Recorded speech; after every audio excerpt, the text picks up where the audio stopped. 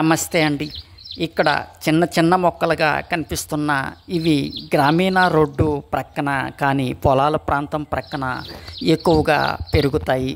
పుష్పాలు 5 రేఖలు కలిగి పసుపు రంగులో ఉంటాయి. వీటిని ఎన్నో ఔషధాలుగా ఆయుర్వేదంలో మరియు గ్రామీణ వైద్యపరంగా ఉపయోగపడతాయి. సైంటిఫిక్ నేమ్ ట్రిబులస్ టెరిస్ట్రస్ అని జైగోపిలేసియే కుటుంబానికి చెందినవి.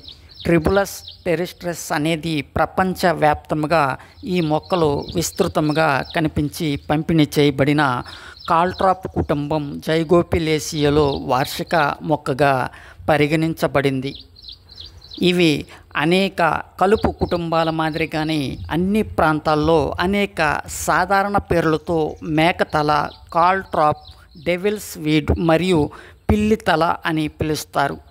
ఈ మొక్కలు నమూనా కాండం కిరీటం నుండి సుమారు 10 సెంటీమీటర్లు ఉండి 3 అడుగుల వరకు వ్యాప్తి చెందుతాయి.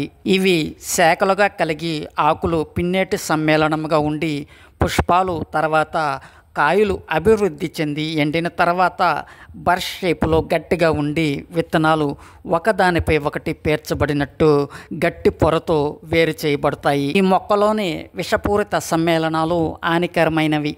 వైద్యుని సలహా మేరకు తీసుకోవాలి, లేదంటే కాలేయం సమస్యలకు ప్రమాదకరంగా ఉంటాయి. అలాగే లేతగా ఉన్న ఆకులను మరియు రెమ్మలను ఇతర దేశాల్లో కషాయంలా తయారు చేసి సాంప్రదాయ వైద్యంలో ఉపయోగించబడుతుంది.